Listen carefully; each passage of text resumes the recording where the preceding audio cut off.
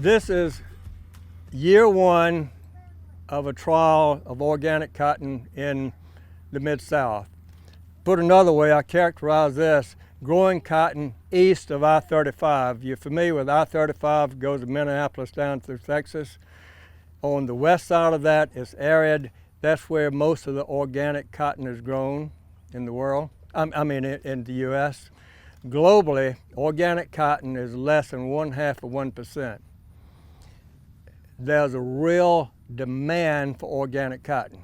People are willing to pay premiums for organic cotton. Are those premiums big enough?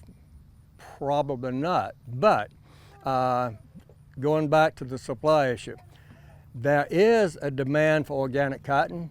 So what I'm trying to do is find a way, with the help of Bruce and John and his team here, to make organic production work for the Southeast. Southeast, Mid-South. So this is year one. This area right here is already a certified organic production, so I don't have any issues of getting it certified. We planted this somewhat late, and I've got this in two plots here also. Notice this first half of the field, really wide rows. The concept there is cotton does have an ability to compensate with space. One plant, if it doesn't have another close by it, it gets larger. So the notion there is if I can have wide spacing.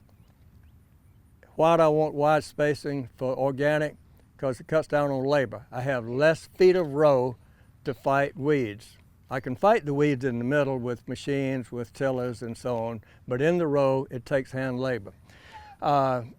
So you see this spot of weeds right there? That's what this entire field looked like. Now, one of the things I'm doing is collecting data. My cost of labor per acre on this side of the field is roughly $450 an acre. That's what the investment so far. That side of the field is half that. So you see where I'm going with that. Cost a major issue. So if I can find a way to reduce the labor, that's important. Insects is a really serious problem with organic cotton in this part of the world. The good news is here, I have not had an insect problem here. I told Margaret that I didn't have an insect problem because they couldn't find it for the pigweed. But the good news is but can I project that good fortune in the future? Probably not. So I'm doing this for several reasons. One, to help increase the supply. Also to help get information for farmers if they decided to do it, to be informed, to know what the risks are, to know what the opportunities are. There's a real need for good organic insecticides. We have some for worms like BT, but do we have any good organic insecticides for plant bug? Not to my knowledge. There might be some, but I don't know of any. Another is finding a way to grow organic cotton in the presence of weeds and grass. What we're doing right now is not sustainable.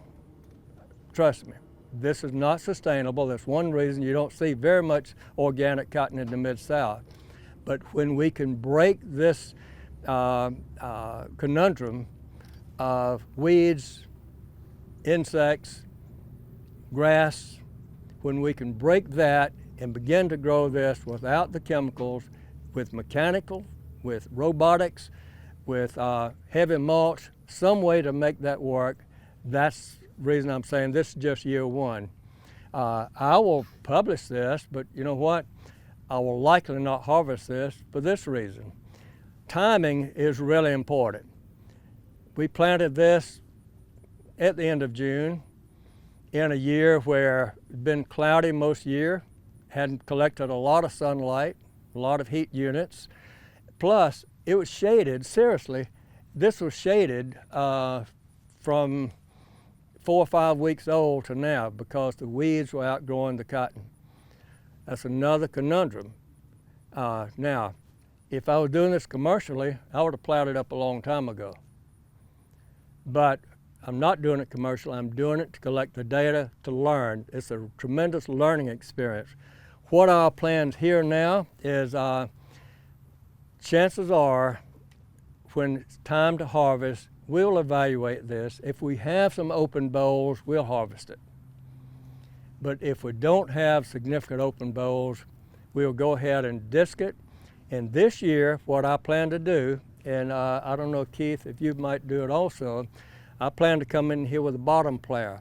Those of you who connect to regenerative agriculture, bottom plow is the last thing you ever want to do. But you know what? I've got such a crisis here with a weed bank of weed seed here. I know it'd be a disaster next year. So the notion is I come, turn this upside down, put these seeds down, and start over again next year after we plant a good cover crop. This year, with approval of the team, John's team, Bruce's team, most likely we'll come in here with black oats, with radish, and with a legume such as vetch. Really have a good biomass and plant it. We'll roll a crimpet next year. We can't burn it down with anything to kill the plant. So we got to plant in green.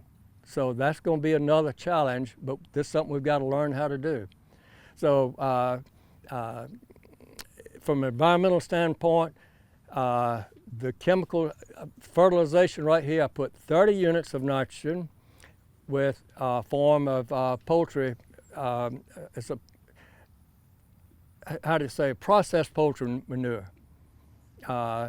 Actually, the color looks good. It looks like nutrient-wise, it looks like it's great.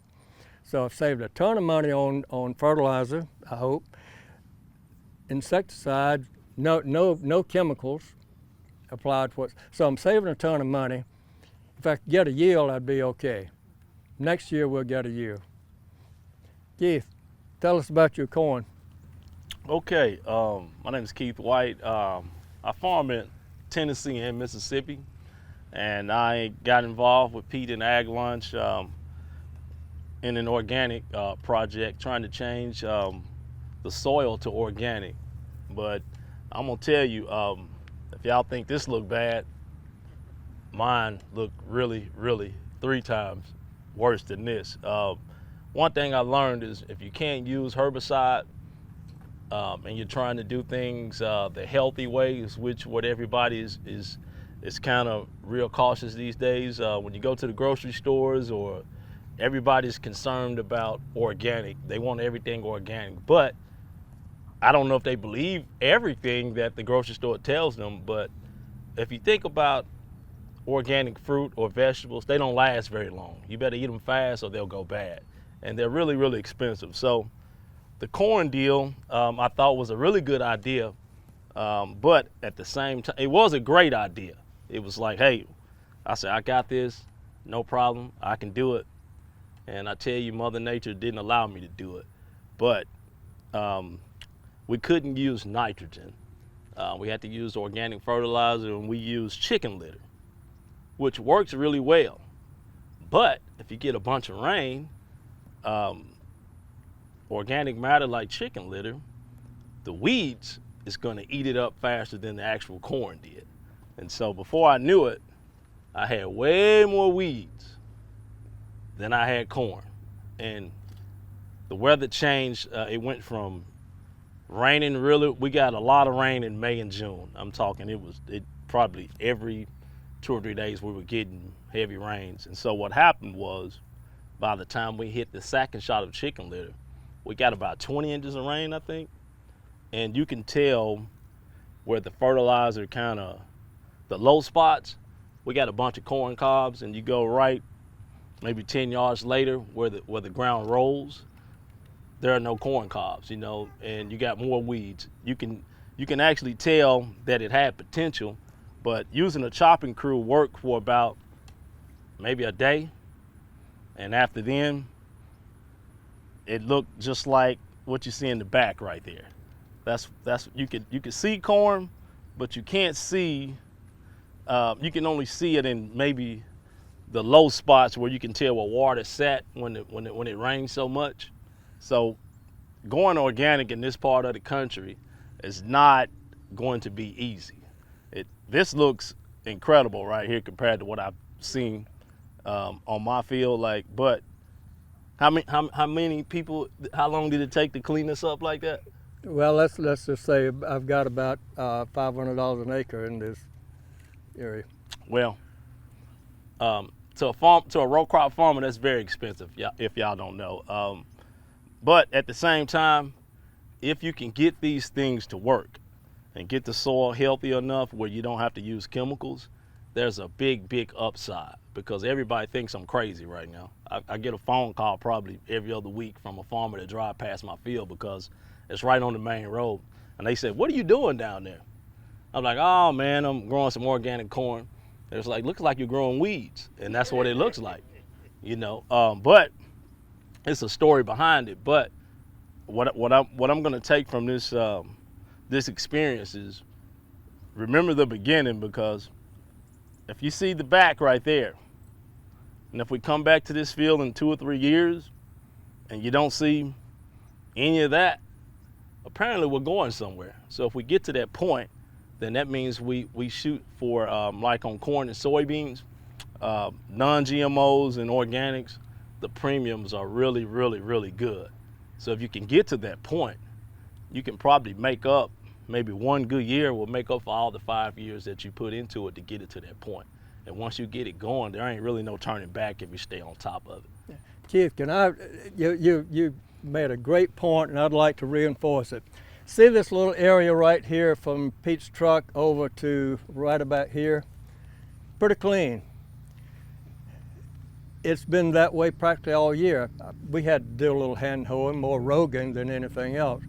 So I started going back, looking at the history of this area right here. Last year, Steve had some hemp planted in here. And I asked Steve, "What did you do?" He said, "Well, I kept the weeds out of it." So every week he tilled. When the weeds were coming up, he kept the weeds out. So this area right here did not have a tremendous seed bank.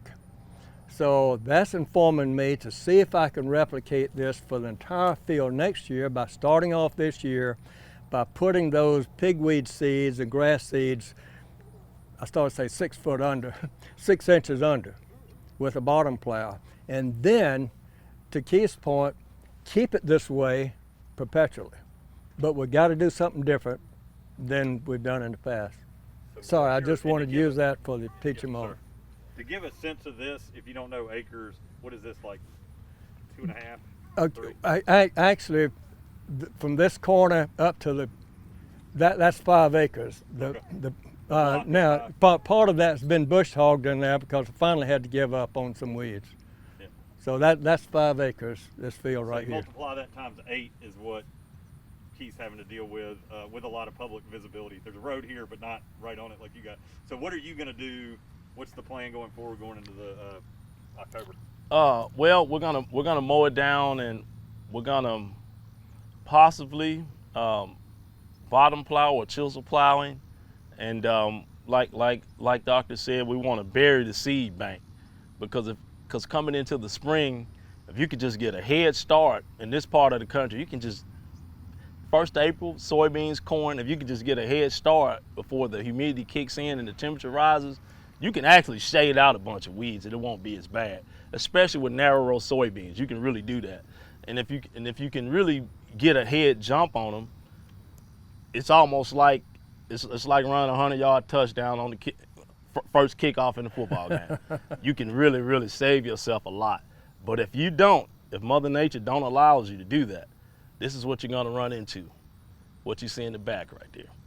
And I don't care how many times not to mention, I plowed the middles 45 times. And every time I plowed the middles, we got dumped on and with rain. It seemed like maybe one time, and that was the last time.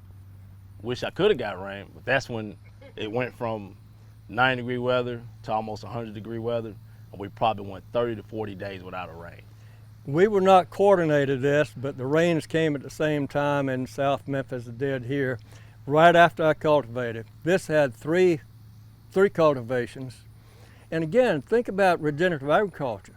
You do not want to plow in your field for regenerative agriculture. Every time I run a cultivator through here, it exposes this soil, the organic matter, it oxidizes, makes greenhouse gases. That's the opposite direction we want to go. So we've got to find a way to grow organic without producing more greenhouse gases, without adding more energy.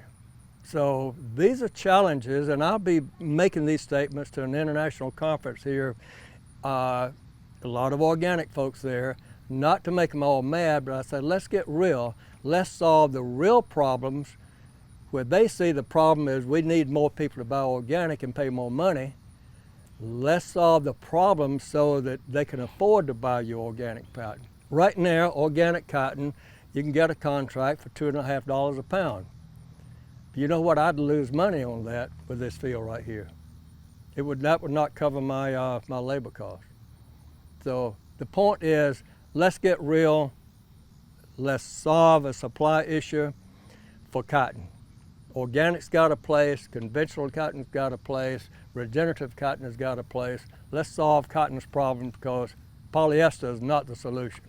And by the way, I am checking labels for everybody who's got a polyester shirt on. You'll probably get a note from me, right, Pete? I've gotten notes before, that's for sure. Thanks, guys. I just wanted to ask quickly about, you guys both talked a little bit about poultry litter-based fertilizer. I know Ag Launch is looking at a bunch of like manure to fertilizer kind of companies. Maybe talk a little bit more about like the cost, what would be ideal, I guess, from a fertilizer input standpoint, or like, is it even an issue at all? It's kind of something we're seeing a lot in the like technology early stage companies right now. Okay, first of all, that's a good question. All right, if I was just getting regular fertilizer, retail wise, I could, if I ordered today, they could have it to me by 3 this afternoon. Unfortunately, with the chicken litter, it don't work that way.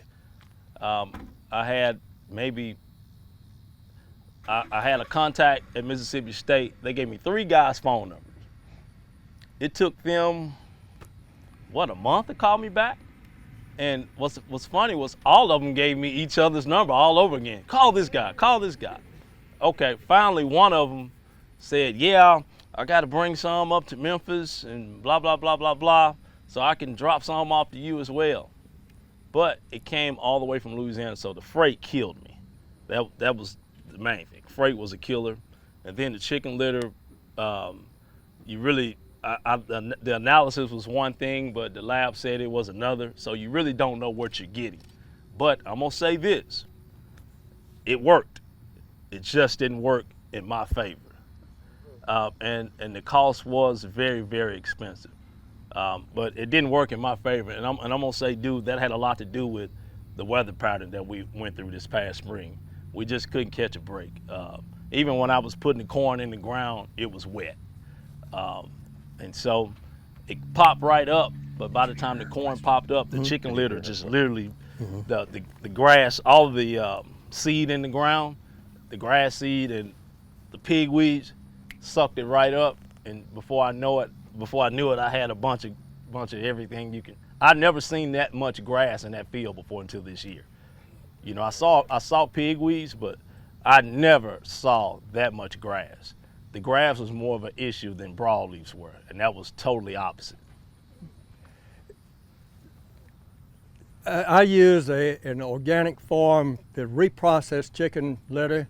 Came from Italy, for heaven's sake. But it worked, and understand I put 30 pounds here. This is a third of what we typically call for a cotton field. Corn requires a lot more N than cotton, so but I got a really good deal because it was a donation. But I would be counting the value of that donation as we do the budget. There's another issue. I've got some friends in Louisiana, sizable cotton farmers. They love chicken litter, chicken manure. It comes with a cost. It comes with a smell cost. It comes with a buzzard cost, because you buy chicken litter, you can count on it's got more than just chicken litter in it. It also has dead birds. It has a lot of things that's from a smell and aesthetic standpoint. I would be really concerned if I brought in 40 tons of chicken litter right across from the park here, from the coastal restaurant. So that's another real practical issue. Your neighbors here, your neighbors might not want you putting out 100 tons of chicken manure. So so the technologies that would take the raw litter and convert it into more useful fertilizer certainly is an enabling technology for what That's we're right. doing here. Mm-hmm. Yeah, that's good. Right. Anybody else got one?